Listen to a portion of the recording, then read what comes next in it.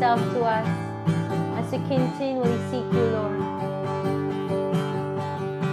In the secret, in the quiet place, in the stillness, you are there. In the secret, in the quiet hour, wait only for you, 'cause I want to know you more. Amen. I want to know you. I want to hear your voice. I want to know you more. I want to touch you. I want to touch you. I want to see your face. I want to know you more. Once again, in the secret, in the quiet place, we seek you, oh God. In the stillness, you are there. In the secret, in the quiet hour, wait only for you, amen. 'Cause I want to know you more. Come on, let's sing. I want to know you. I want to hear your voice. I want to know you more. I want to touch you. I want to see your face. I want to know you more. I am reaching for the highest goal. Amen. That I might receive the prize. We press onward, Lord. Pressing onward, pushing every hindrance aside, out of my way. Amen. 'Cause I want to know you more. I want to know you. I want to hear your voice. I want to know you more. We want to touch you, Jesus. I want to touch you. I want to see your face. I want to know you more. I want to know you. I want to hear your voice. I want to know you more. We desire, oh God. I want to touch you. I want to see your face. I want to know you more.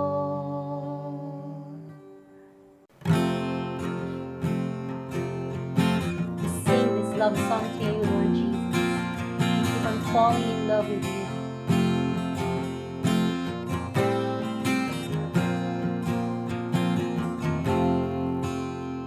I am found in your embrace, covered by your love. You're my deepest dreams, I know. Your love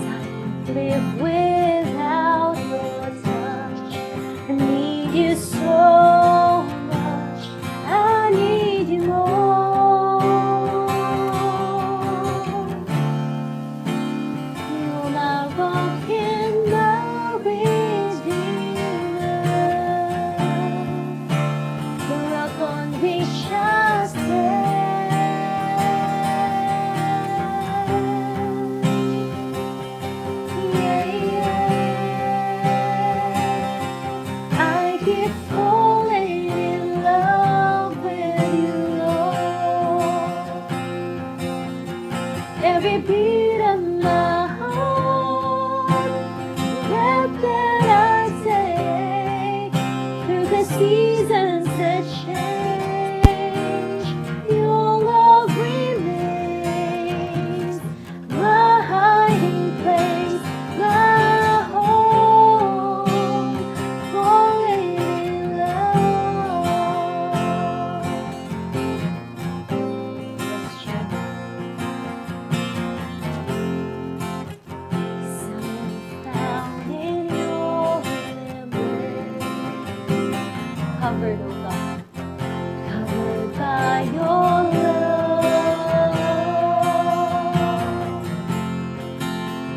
You're my deepest dreams, I know. Your love so strong, Spirit come.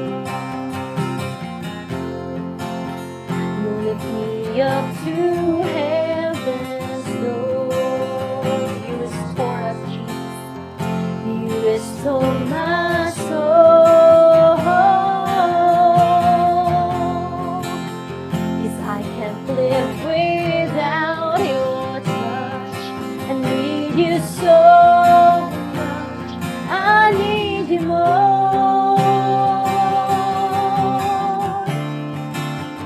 You're my rock and my redeemer. Yes, you are, Jesus, the rock on which I stand.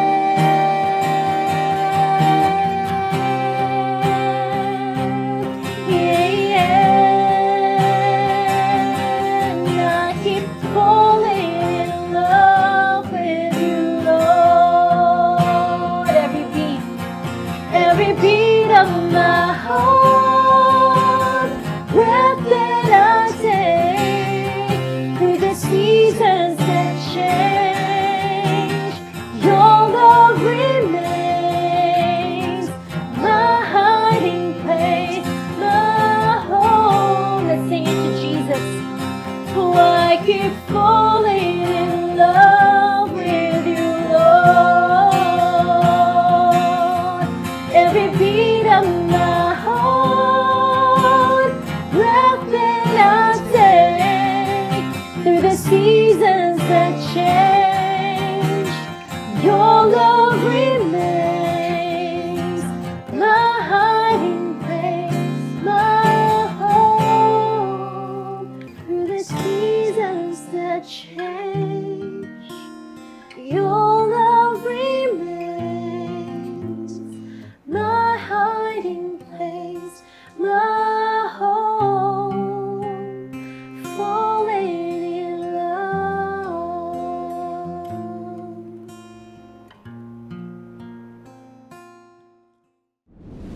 Good day, community. Welcome once again to our digital service, and I'm excited to share to you today a verse or verses found from Romans, and this message is entitled, "Oh, no one except love." Atong scripture verses for today is found from Romans chapter 13, verses 7 to 10. Let's all read together. Pay to all what is owed to them.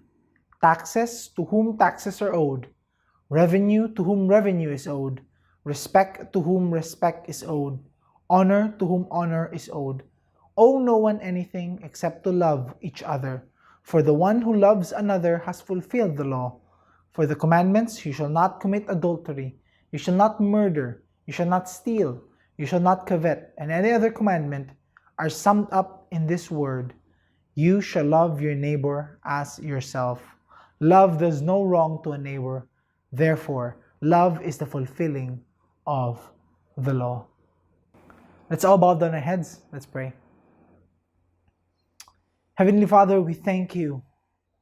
We thank you for the fact that not only as a country we just celebrated Independence Day, but also through your key verses have reminded us of things na among kinabuhi, that we also have been freed. Na kami, we are independent now. We are independent from sin and also from the harsh following of the law, particularly the Old Testament law, but rather have been redeemed, saved, and are living through grace in our faith with you. And so we thank you na karon as we learn from these verses and as we be guided sa among kinabuhi pamaagi sa pulong ni Apostle Paul, I pray that you guide us, change our lifestyle, change anything in our hearts na dili in accordance to the truth found in Scripture. I pray that you guide us, Holy Spirit. In Jesus' name, amen and amen. From our key verses, magsugod ta on discussing first ang pinakaunang verse na gibasa nato ganiha. Pay to all what is owed to them. Taxes to whom taxes are owed, revenue to whom revenue is owed, respect to whom respect is owed, honor to whom honor is owed.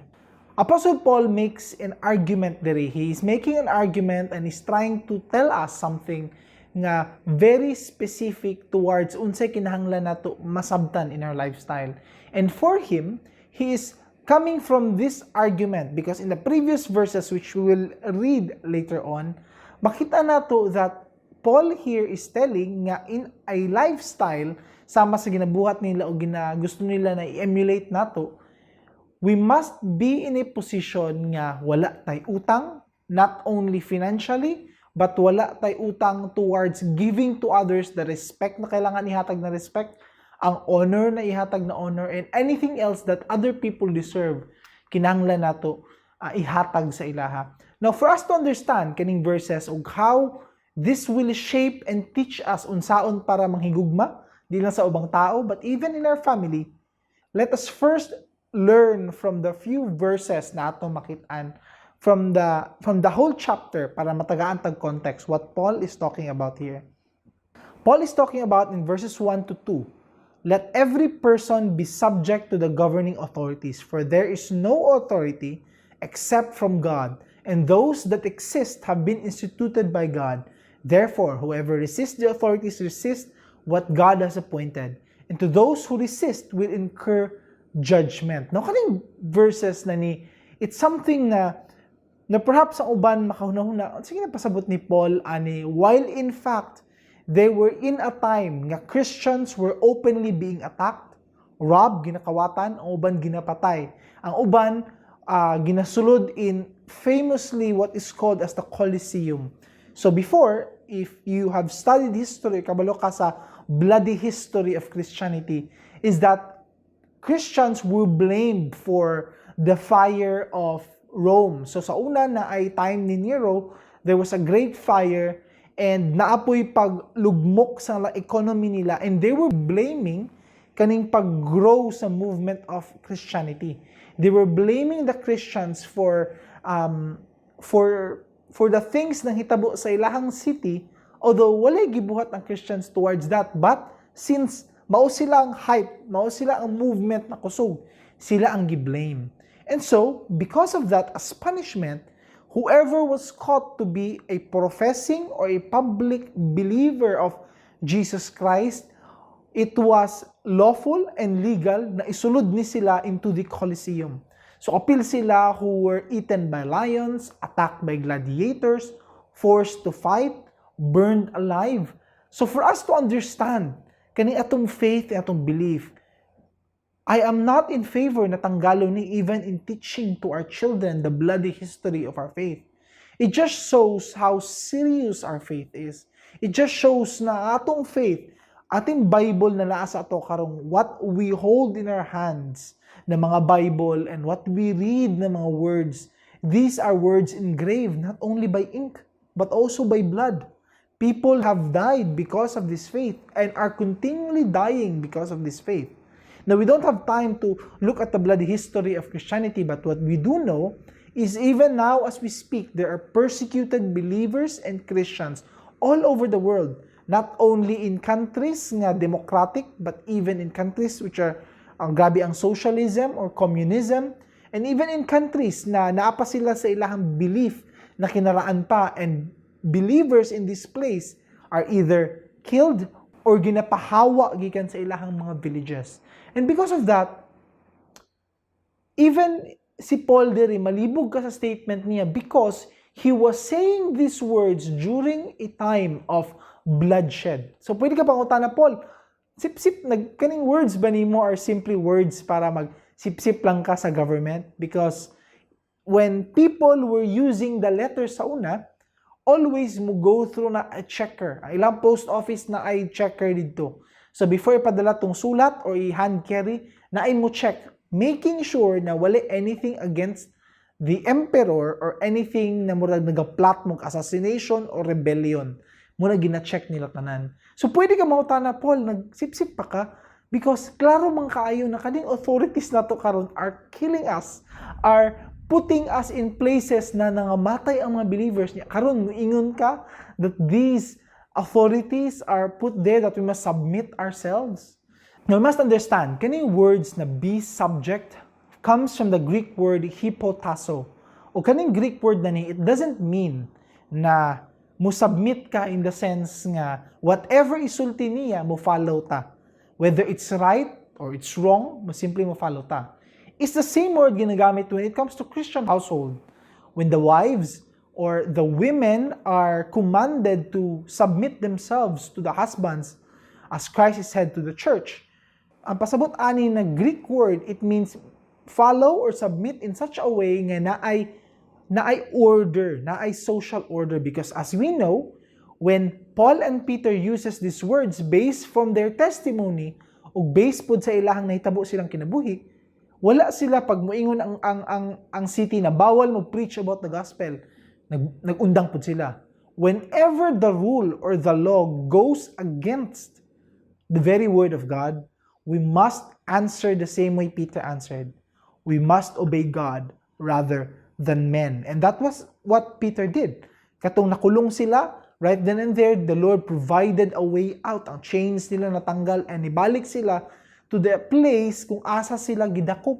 Niwali na pud sila usab.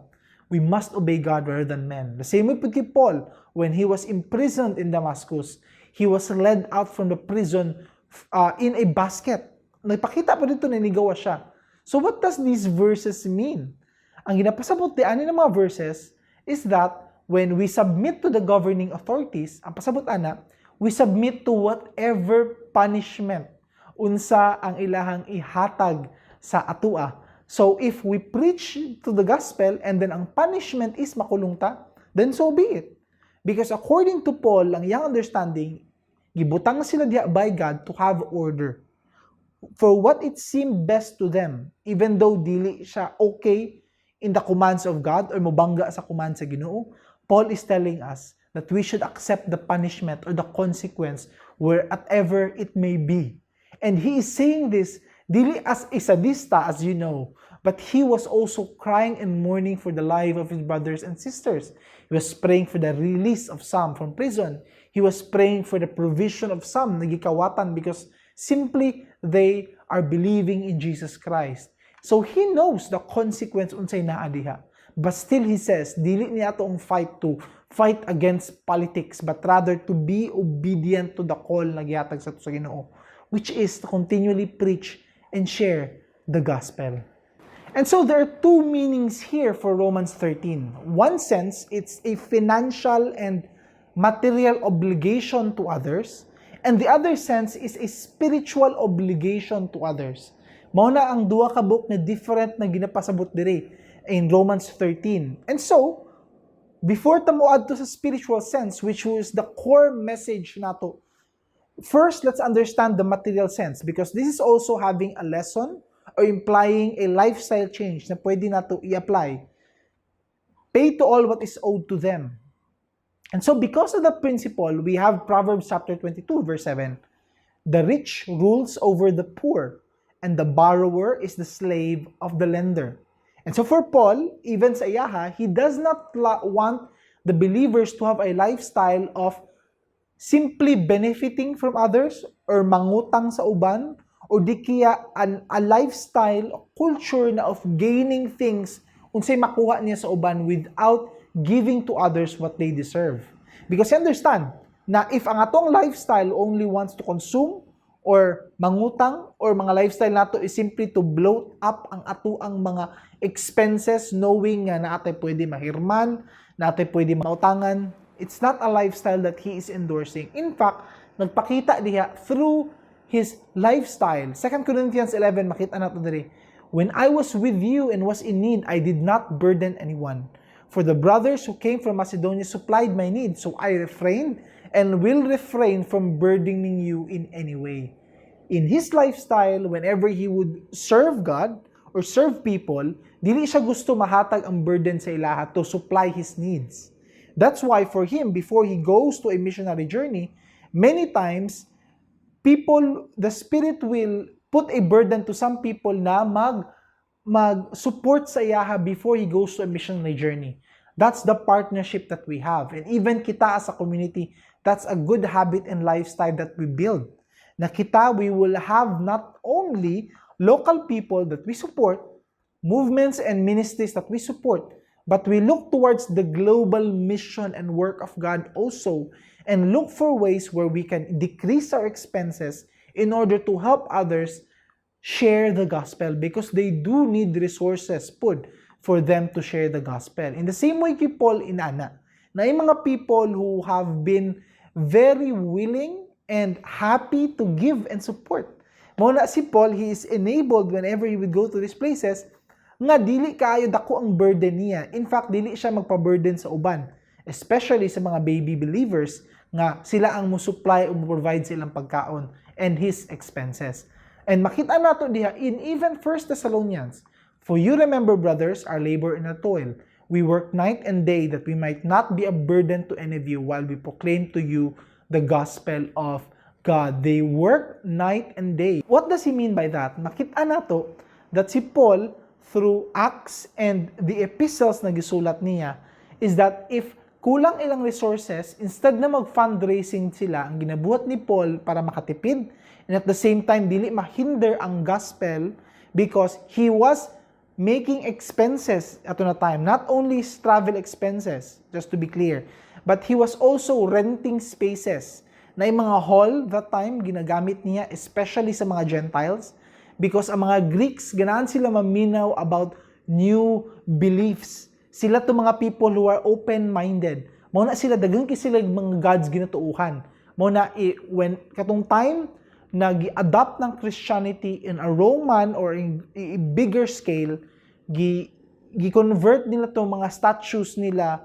For example, na isa ka god or goddess na murag symbolizes someone close to the Bible, ipangalan nila, oh, kani si Saint Peter ni kinasya manok.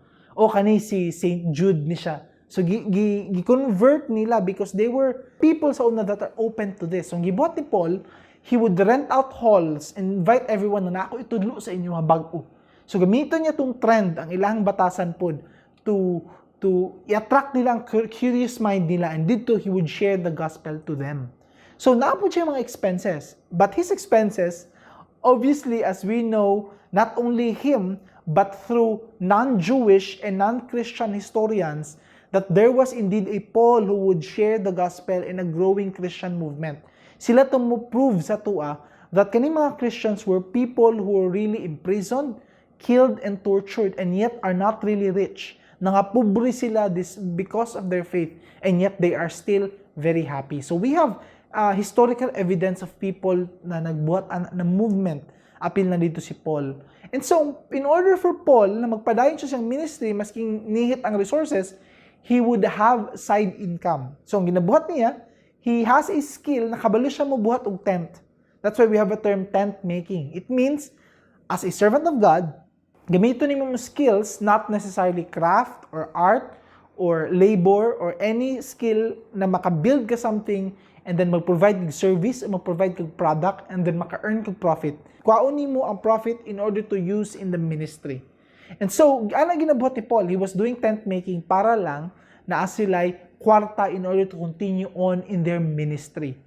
And kana ang material understanding diri kay Paul, not in one sense, Paul is telling us na we should make a mental note and spiritual note na wala tay owing to anyone. If we promise to someone na siya share ani, if we promise to another person na tagaan ti kag something ani, o ni promise ka sa isa that muhatag og respeto sa imuha, even to the parents and everyone else, including the monetary na ginapanghiram nato, we give it back to them. Mao na ang lifestyle gi-build diri ni Paul. And makita nato diri, but he does not only mean that because it connects with the next verse, that he also means a spiritual sense. But iklaro sa nato na about sa financial and material, i-solidify nato na that that's what he means first, but he also means something else as we connect to the next verse. And pag connect nato sa next verse, this is our first point. When you refuse to give to others what they deserve, you become unloving. As a believer, whether it's love, respect, emotional, spiritual, financial, material, if you withhold something na dapat ihatag nimo sa iyaha, in that time, you become unloving. You do not show love. Because in the very first place, it shows na mas importante ning butangan ni kaysa ang pagpakita nimo sa iyaha that your word is true. We can find that in the next verse, pag-connect ni Paul diri. Owe no one anything except to love each other. That's a command. Look to the person you are with now, whether it's your spouse, your family, your child, wherever it may be. Look to that person and say to him or her, na ako'y utang sa imo. Again, say it clearly, na ako'y utang sa imo. This is Paul's command. Now, we never settle na enough na akong loving sa iyaha because wala na ako siya gipasakitan, wala ko nangutang sa iyaha, wala ko naging harsh sa iyaha, wala ko naging unforgiving sa iyaha, I've become a good citizen or good brother or good sister. Mali ka. What Paul is saying here, na kay always utang sa iyaha to love him or her more. That's how our faith works. That's the family of God. That whenever mo tanaw to each person, whether okay kay siya or dili siya okay, maldito siya, maldita siya, or butan siya, whatever yung attitude, whoever he or she may be, you have a debt na kay utang to love that person more. Dili ni siya panliligaw na statement. Dili ni siya nimo gamiton as a simple as a joke na nakoy utang sa imuha, I need to love you or show love to you. But this is something very serious. Because when you understand this, kung masabtan mo ni, and look at the times that you were unloving, ungrateful, unforgiving, unmerciful, or whatever else na atong ginabuhat that does not show that person that we love them, we have failed in this. Nangutang tao, gipadak-an pa nato ang atuang utang. This is the spiritual sense kay Paul. At first, if naakay utang sa uban, whether honor, respect, or materially, you pay it to them. But there is a constant debt na you must continually pay forward. Regardless if na naghatag sa imo ana or wala. Regardless if daghan na kay kag nabuhat sa uban, kag loving na makay ko. Pangutanan na sa tanan. Masi mag-birthday ka, daghan kayo mag-say good things about sa imo, particularly that you are a loving person. But it doesn't matter. Because you always have a debt na kailangan nimo mabayaran. You know why? Because ang atong relationship, it's always a parallel towards what God is giving to us. God is good. God is loving. And His love knows no end. Ug tungod continuous yung paghatag sa love niya sa atua, we will learn later on that Jesus expects and also pushes us to love that way. But in order for us to understand that, let's go first sa atong second point. You have a debt of love towards your neighbor. Kinahanglan na mabutang sa imong mind. You can never say that you have loved enough. You can love more. You can love more despite whatever hurt the world or people may throw at you. You can always choose to love more. That's your defense and that's your obedience towards God. Muna ginaingnan ta to be merciful. Muna ginaingnan ta to be loving. Muna ginaingnan ta to forgive others as Christ has forgiven you. Because again, if tanawo na to na parallel, and if ang Ginoo siya lang si forgive, maghatag grace, maghatag mercy, maghatag love, we have become selfish na di na to ipasa sa uban. That's what Paul is saying here. Kinsa man ning neighbors nato? And we can see from the Good Samaritan story what Jesus means by this. There was a lawyer who asked Jesus in Luke chapter 10. We can read the story further there. But there was a lawyer who asked Jesus, Lord, what must I do to inherit life, eternal life? And Jesus answered him, unsay nakasulat diya sa Bible, unsay nakasulat diya sa law? Because this was a lawyer, someone who knows the law, particularly the Jewish law, the Torah, first 5 books of the Old Testament. And he answered, you shall love the Lord your God with all your heart, with all your soul, with all your strength, and with all your mind, and your neighbor as yourself. And he said to him, you have answered correctly. Jesus said to the lawyer, do this and you will live. But he, desiring to justify himself, said to Jesus, who is my neighbor? Si motivation sa lawyer diri. Ang motivation niya is this, that Jesus would say, tinuod bitaw, good citizen ka. Wala kay gikawatan, wala kay gidautan, wala kay people or persons na you have tried to take advantage of, and therefore, you are justified. Maayo ka nga lawyer. In his limited area, abi niya kutob lang siya dito. But Jesus tells a story much deeper than that thinking. And so, he told them the story about the Good Samaritan. And so, ang story ni Jesus about the Good Samaritan was that there was a Jewish person from Jerusalem going down to Jericho. And ang Jerusalem is a high place. Whenever they would go to worship or nasa mga festivals, they would go up. Kani siya, he was going down. And notorious ng area na because as they were going down, many people, mga tangpod sila, knowing that usually, people who would go in the spiritual journey kay may kwarta. And so in that story, he was robbed, he was beat down, and then gibutang siya on the sidewalk.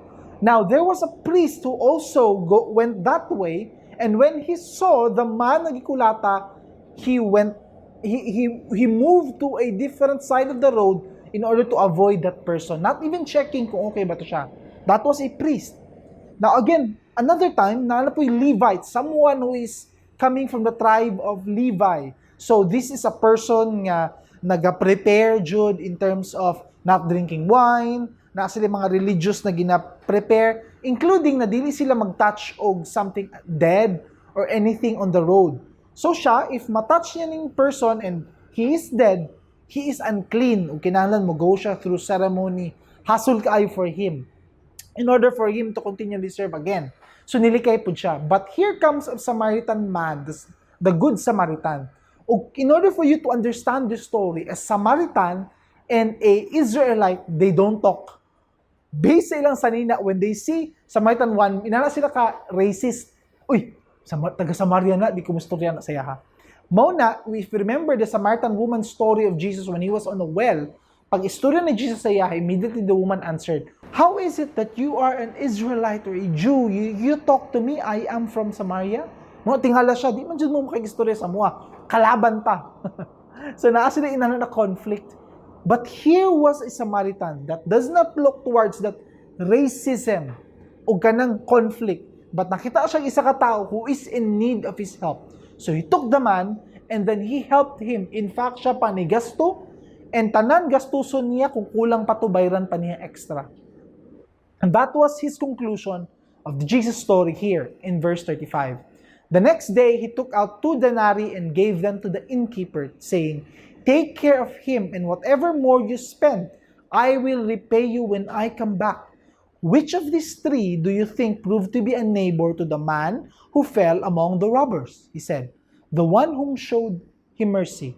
And Jesus said to him, you go and do likewise. What he was telling the lawyer is, kung abi nimo loving na ka and justified na ka because maayo kang citizen, or good ka, or butan ka, or nice ka, or funny ka, whatever limitation that is, kulang pa. That is not what being loving is about. Just because okay ang ginaingon sa uban sa imo, that's not a proof of your being loving, because love has no bounds. It is a continuous giving. That is why if you are in a marriage, that is where love is exercised. It's 2 sinners, 2 forgivers, and 2 lovers. Magpadayon, mag-make mistakes, mag-give of forgiveness, and mag-continually love with each other. Inaana na, dili na siya one time. You cannot say that you are loving pag muhatag restrictions. If nakay buhaton sala sa kuha, bulag na ta. Or nakay buhaton na dili ko ganahan, or you stop saying that you love me, I will leave. Dili okay na when it comes to that, because that is not the definition of love. The definition of love is that it has no bounds. It continually forgives. It is continually giving. It continually is pure. It continually seeks the good of others. And daghan pa kay definition yatag ni Paul towards love. Even si Jesus, when he answered Peter his question in Matthew 18, Lord, how often will my brother sin against me and I forgive him? As many as 7 times? Jesus said to him, I do not say to you 7 times, but 77 times. Or in other translation, 7 times 77. Jesus doesn't mean, ang equal ana, ang 70 times 7 is around 490. And Jesus doesn't mean na, okay, nakailistahan. Okay, si George, ika 452 na niya, gamay na lang. Di na akong pasaylo sa imuha. Of course, Jesus was playing with the numbers that Peter gave. Sa ilang understanding, silang culture, it was 3 times. And then, last na. I know some of you women, apoy anong principle. Pag ilaron ko niya 3 times, or binuangan ko niya 3 times, kutob diri na lang ni. This is not love advice, but this is life advice kay Jesus. He's playing with the words ni Peter, 7 kay. Para siya, doble na ganito, and then apay 7 times. No. 70 times 7, 490 times. In short, unlimited ang imong forgiveness. And di na ito masabtan. Muna maghakuyawa, no? It's impossible na magsikog forgive aning tawhanan mo. Asa naman ang common sense diha? Asa naman ang love sa imong sarili diha? Remember this. With man, it is impossible. But with God, anything is possible. That's one thing I've learned even in my personal experience. Ako, before I have a person close to my heart na many times that person lied to me. Many times na sige pangay kwarta. Many times I make stories in order just to get ang iyahang gusto, which is for me to send money.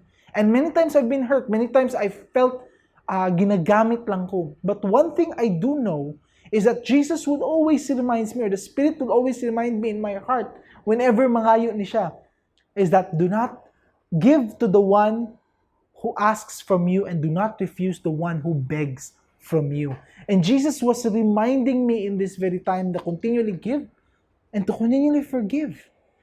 And when I learned that and I understood that, makita na ko dito, na-realize na ko dito that it is actually not me who was forgiven that person. But if Jesus is telling me to continually forgive, then I could understand that dili ako ang nagapasaylo sa iya, but it is God through me forgiving that person.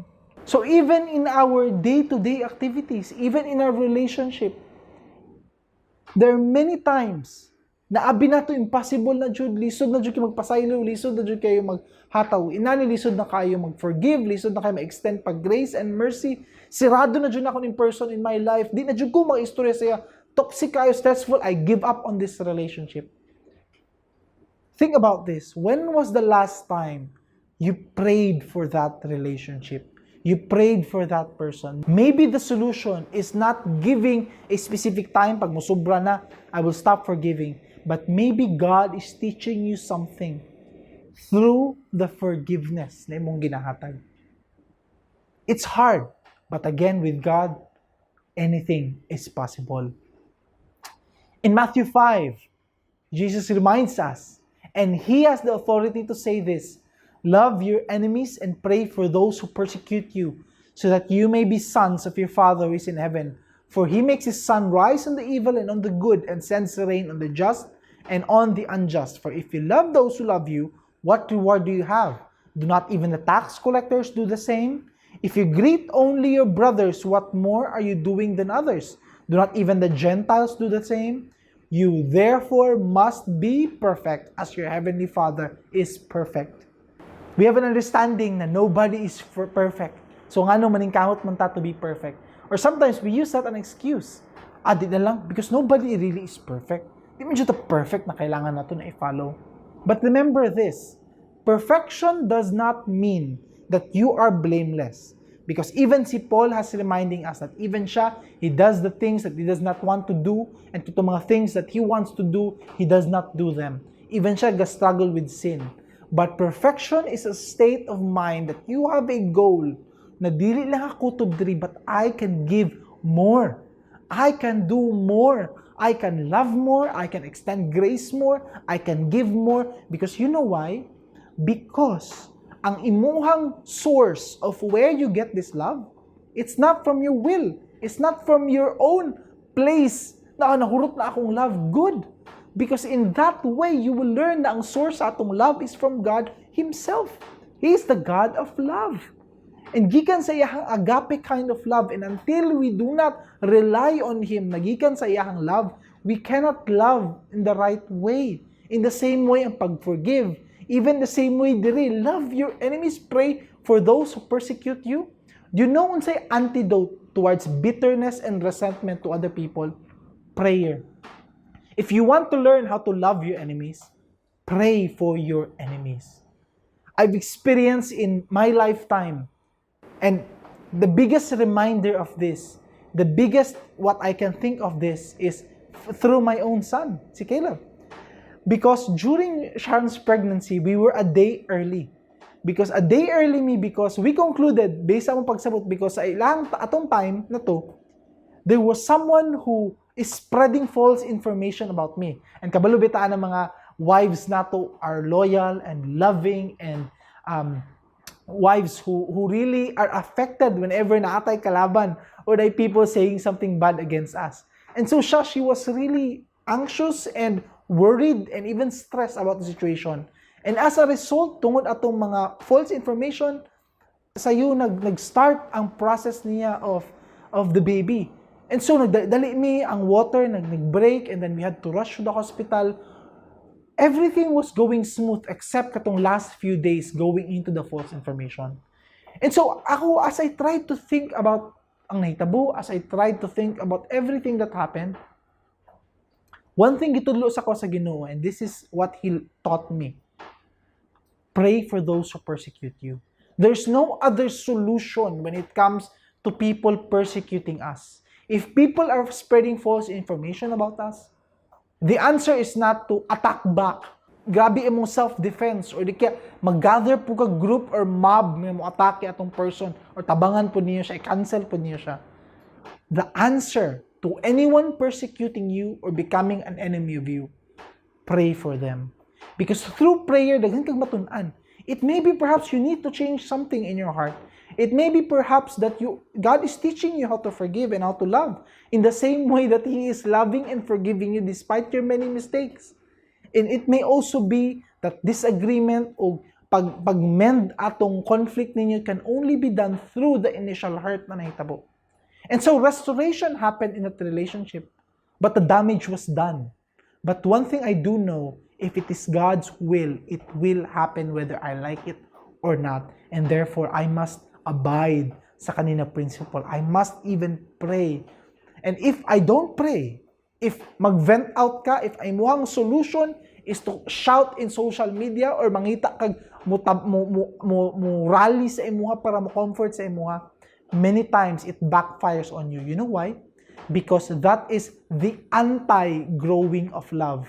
Ang naanon sa imo is resentment and bitterness, and mag-stop from continually loving. Again, love is a flowing river. And despite the hurts that may come, mauna atong antidote, maunang cure, mauna ato ang vaccine, or mauna atong solution towards resentment and bitterness in our hearts. You pray for that person. When was the last time you prayed for that person? In that way, we become loving. Let's continue the verse. Owe no one anything except to love each other, for the one who loves another has fulfilled the law. What does Paul mean, has fulfilled the law? So, nanatay connection kan as we go towards the third and last point. We give to anyone na who owes or na ay utang, we give back to them, and then naatay utang to others as we love them, and then there comes a reward. Paul is saying here that kinahanglan nato buhaton ni kinahanglan continually love, because in that way we fulfill the law. So unsay conclusion niya? How does he wrap up everything for us to have something solid and concrete na moving forward, daladalahon na to? Matthew 22, Teacher, which is the greatest commandment in the law? He said to him, You shall love the Lord your God with all your heart, with all your soul, with all your mind. This is the great and first commandment. And a second is like it. You shall love your neighbor as yourself.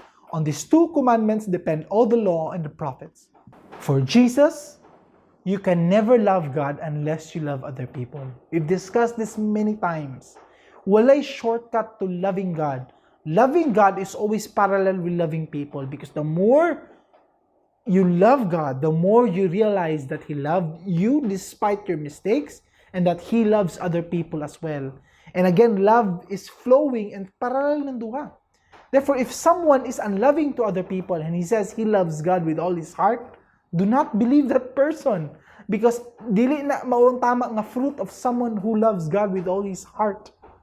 Matthew 5 reminds us, Do not think that I have come to abolish the law or the prophets. I have not come to abolish them, but to fulfill them. In Romans 10, For Christ is the end of the law for righteousness to everyone who believes. And then going to the last two verses that we have, for the commandments, you shall not commit adultery, you shall not murder, you shall not steal, you shall not covet, and any other commandment are summed up in this word, you shall love your neighbor as yourself. Love does no wrong to a neighbor, therefore love is the fulfilling of the law. That is why it is not a good understanding of the Bible to think na the reason why we do not follow the Old Testament law before is because obsolete na to siya, kinaraan na to siya. It is still God's ideal law in a theocratic rulership. Meaning, if ang governing nato nga na politics is theocracy, which is the same with the Old Testament, na direct ang Ginoo atong president or prime minister or whoever's in charge siya directly, and he has prophets and priests, in a theocratic system, maunang ideal way. And so, tanan requirements na naa dito is actually still a requirement. Meaning, if you have committed sin, you must make a sacrificial offering. If you have committed so and so, you are deserving of stone to death. If you do this and that, kailangan ibayad towards your neighbors or towards the church. That is still in effect. However, because Christ has fulfilled the law, meaning tanan lawful requirements ato He has paid for on the cross, it doesn't mean na expired na to or abolished na to, but fulfilled na to. Because everything na naa dito points towards our inability to be perfect and our need of someone who is perfect in order for us to pass the law. And so Jesus Christ was the one who paid for it. He sees that and He saw that ug mao na gihatag niya yung kinabuhi for us. Therefore, if we love, we fulfill the law. And that is the summation, that is the complete fruit of what the Old Testament law is talking about. Because if you remember, even in 10 Commandments, 6 of them talks about what we are doing towards other people. And gi-outline din ni Paul na katong mga Old Testament law, including na adri sa 10 Commandments, kani sila are actually law not just not to do, but a law because if you won't do this, you love them. O kana ang pag-summarize niya in all the Old Testament law on how you love and how you follow and fulfill the law is by how you love. And our last point is this: the most effective testimony about God's love is our love towards others. We must never forget that. It's not about giving. It's not about money. It's not about pahambugay ta sa atong blessings, pagapuhay ta sa atong sakyanan or balay because nag-follow ko kay God, ani nang nakuha na ko. On because naghatag ko sa church, ani na kagrabe ang blessing nato. The greatest testimony that you have is how you love other people. How you show to them na dili ikaw lang ang nag-love, but you are simply a channel of the love that God has given you, and therefore you must pass on to them. You are being a steward of love. Muna, if we have a family or plan to have a family, that is our greatest testimony, even to our children. It's not by our words, but how we act. Are we doing and acting in love? Muna ang biggest marketing and selling way for them to truly understand and to truly buy in sa process and sa imong belief.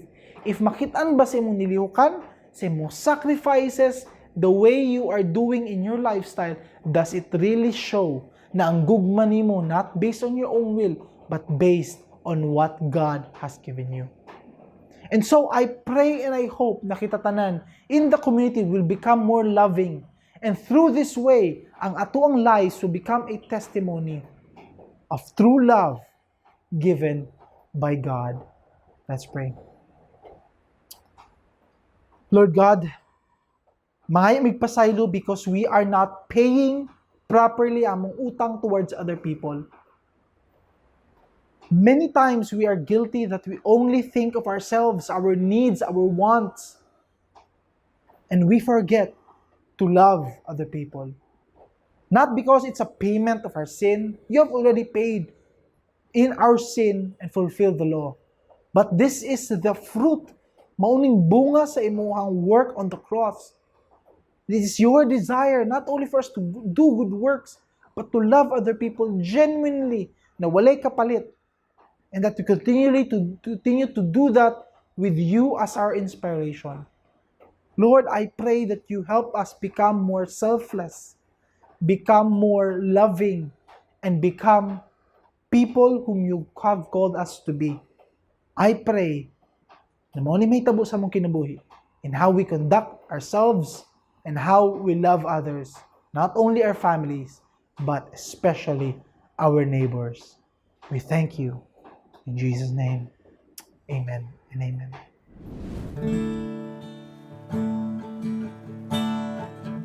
Here we are, O God, offering to you everything that we have, Lord.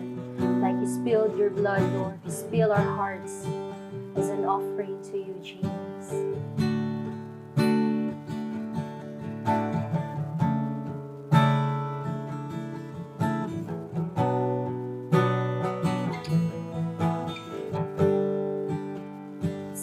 Alabaster jar is all I have of worth. I break it at your feet, Lord. It's less than you deserve. You're far more beautiful, more precious than the oil.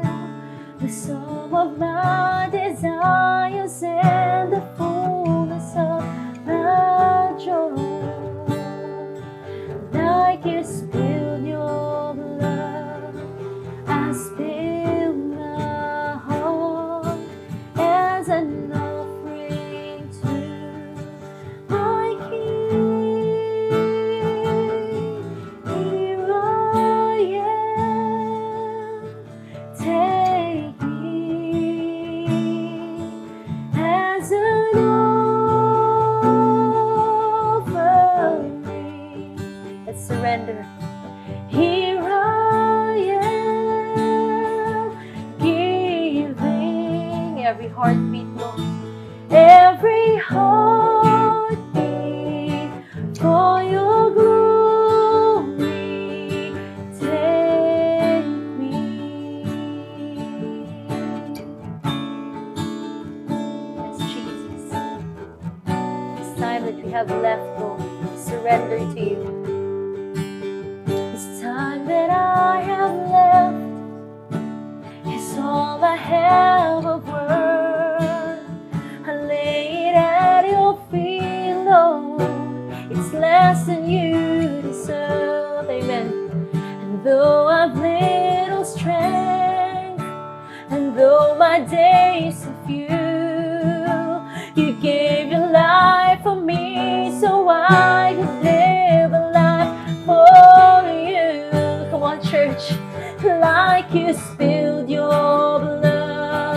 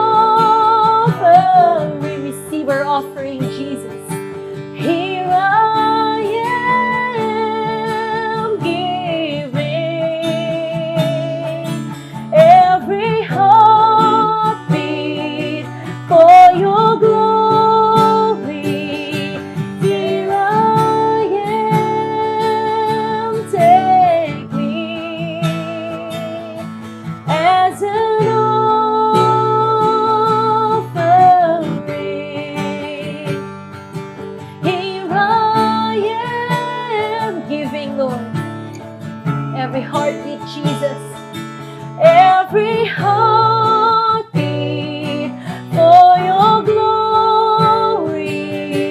Say, worthy, worthy, you are worthy, worthy is the Lord. Our God is worthy. Come on, let's give Him praise. Worthy, worthy, you are worthy, worthy is the Lord. You alone, worthy Jesus. Worthy, worthy, you are worthy, worthy is. Let's glorify Jesus.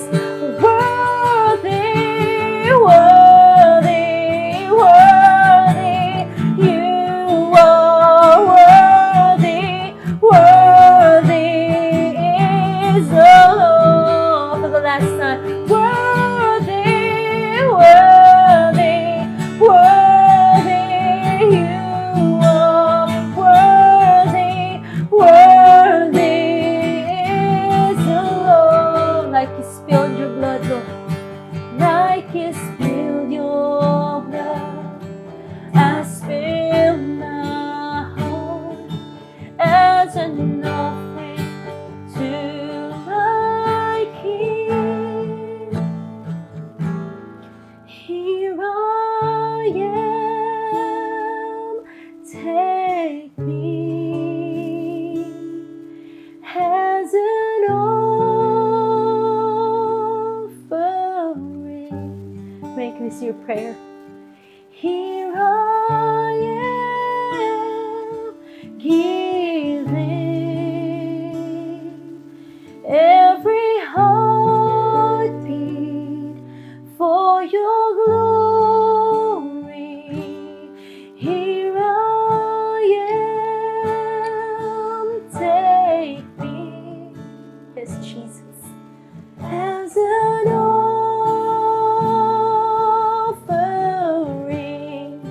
Take us, Jesus. Here I am, giving every heartbeat for your glory. Take me for your glory alone. Take me. You are worthy, Jesus.